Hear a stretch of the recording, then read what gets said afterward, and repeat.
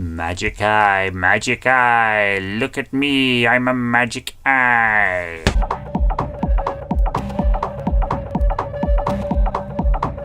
Hi, I'm Andrew Armstrong and welcome to Back Office. Another rare treat for you. Yes, a jump starter. Hooray!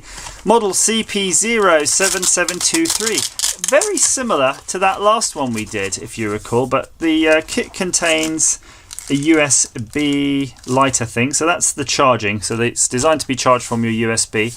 It does seem a bit smaller than the last one, certainly a bit simpler, and it has different accessories, so that's fine. It doesn't have all of the lighter socket things and everything, but it does have this interesting lead with a big power bulge on it.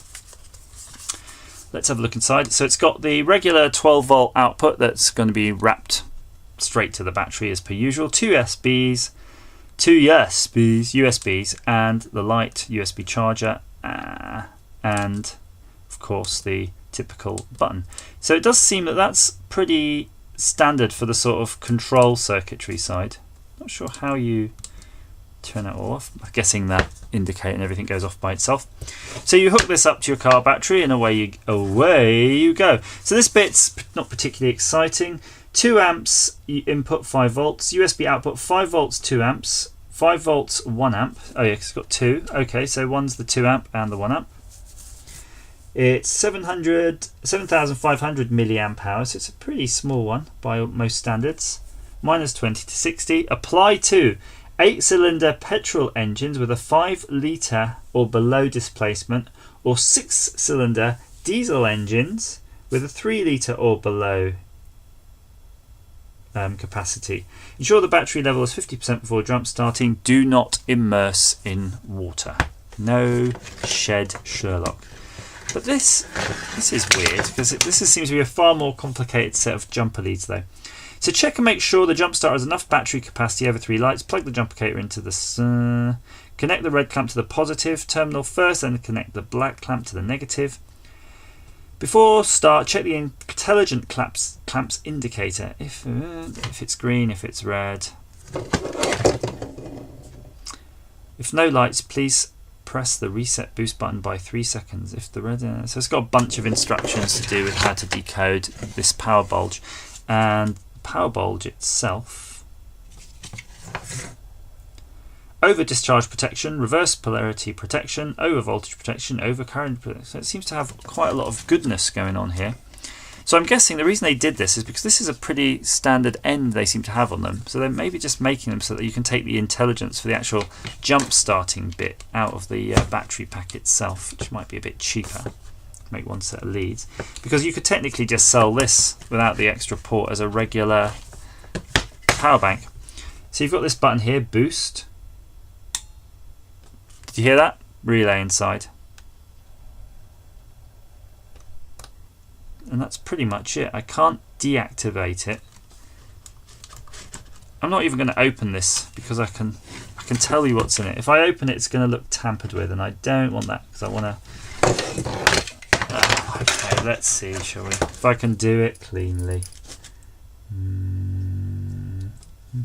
Well, I suppose I can. I suppose I can get in there.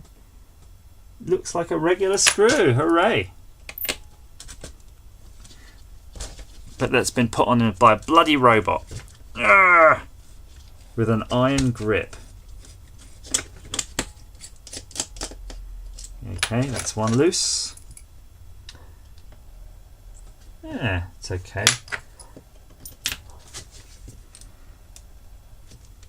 Oh, that's so stiff that. But it's alright, we got it. So what's your guess what's going to be under here? I'm going to tell you my guess. I'm going to say some diodes, big ones, and a relay. Because it's something that went plunk, plink. And there's nothing plunkier or plinkier than a relay, than an angry relay. Give it that quarter crank. He's so stiff. Doesn't want to go. Come on, you bastard.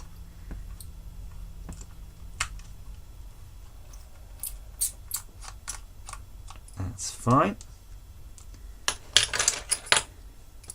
Do not crank the engine continuously for more than 5 seconds.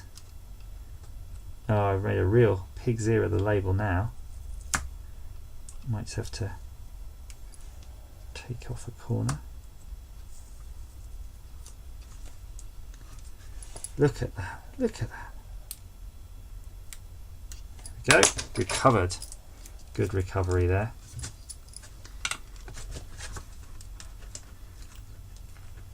Last screw. Here we go. I can tell we're all so excited about this. It's going to be so worthwhile. I'm really struggling here. I need to get me some screwdrivers of this size but with really big handles so I can get more torque on it. Oh, it's already looking interesting. I'm glad we took the plunge. I really am. There we go. Look, you get to learn so much. Let's just extract it. We've extract the goodness. Look at this. Look at this cable. It's lovely. 8 AWG, 200 degrees C. So the black is going straight to that contact there. Big style, like you can see there. But there is a little look at this wee little wire here though. What's that? Very odd, isn't it? It makes you wonder. Oh, it does have an extra core, you know. Weird. So it does actually have a separate cable going up the middle. Like it does do that, but they seem to terminate at the same place at this end. So I don't know if that's like a sacrificial one. If that one burns out, then that will disconnect the relay. But let's just turn this over. And the actual positive is the same. So you see that little one there? Could be like a little sacrificial cable fuse going on. Mystery chip there, of course. LED 1, LED 2, and there's your big ass relay. And the relay, what's it rated for? 70 amps. So yeah, 70 amps though at 14 volts DC. That kind of implies though that the 200 to 400 amps is kind of a bit overrating on that. Have to remember that if there's ever an issue with here, and I'll have to sort of solder this onto there, but you're going to need something significant to be able to solder that across. You're more likely to be able to bridge some of the relay contacts. Yeah, because you're basically going from here to here. You could just melt a massive puddle of solder right there just to bridge that. So that's it, that's all its intelligence is. But I do like the fact that it does have, or at least appear to try to have, some sort of safety feature, so that one, it's sort of stopping you, it's making you at least think when you hook all this stuff up, so it's just not blitzing out right away. And two, that sacrificial little wire in there, that does suggest to me they're trying to do something a little bit clever there. So at least if something goes totally tonto. Although to be fair, I mean, was there a scenario where that small wire is going to burn out? You've got that massive 200 AWG wire. I don't think that little teeny one is, but if you think you know what that's for, yeah, let me know. I think that's probably necessary because that's my best guess. So you know this one, you can only charge it by regular USB, so I don't know how long it will take to charge fully. I'm going to guess it's going to take a while. So it's the sort of thing that you might want to leave hooked up semi-permanently to the USB in your car, or at least check it out every now and then. But at least it does have that battery indicator. That's always useful. So there you go, another amazingly exciting one of these. They're more exciting, I know, when I'm arcing it on something, but I don't really particularly want to break this. Actually, let's try one thing.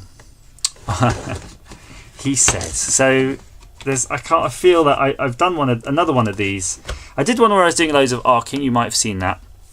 And then I did another one in between where I didn't do any arcing. But I have this packet from Huel, Human Fuel, and I thought it might be fun because it's foiled. I don't know what will happen. I don't know what'll happen, and it's probably going to do a bad thing. But bad things are good things.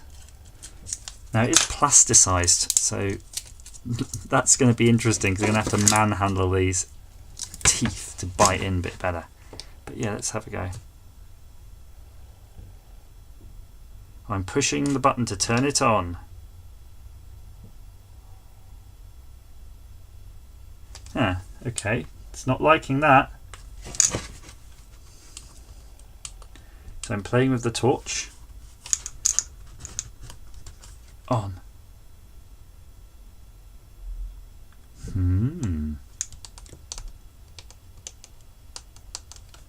Is it smart? Have I broken this?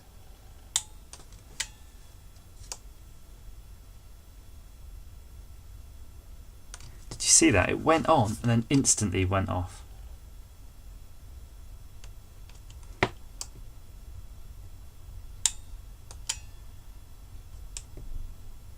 Weird, isn't it? I don't know if it's going to require me now to hold this. There's something definitely fishy going on here.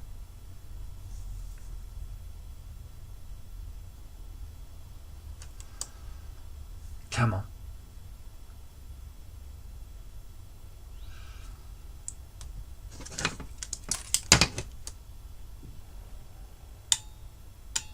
Weird. What can I tell you guys? It's too intelligent for me to cause calamity with. That's why they've done it. Stop you getting into trouble. As ever, thanks for watching.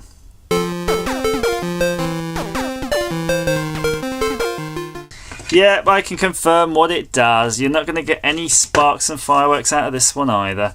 What it does, the extra wire in each one of these is like a sense wire, yeah? So when it detects it's hooked up to a battery, it actually automatically activates that relay. I'm not even sure if the boost button has any effect in that scenario because you can actually hear it coming on in the first place. So that's how it works, guys. It's and it knows if it's connected to a battery or not. So when I'm trying to hook it up something like this to short it out, it just knows because it seems that it has to detect a sort of slight residue of polarity in the battery. So if it's a totally dead thing, it's not going to work, and if there's no battery at all, it's not going to work. So it really is a battery booster.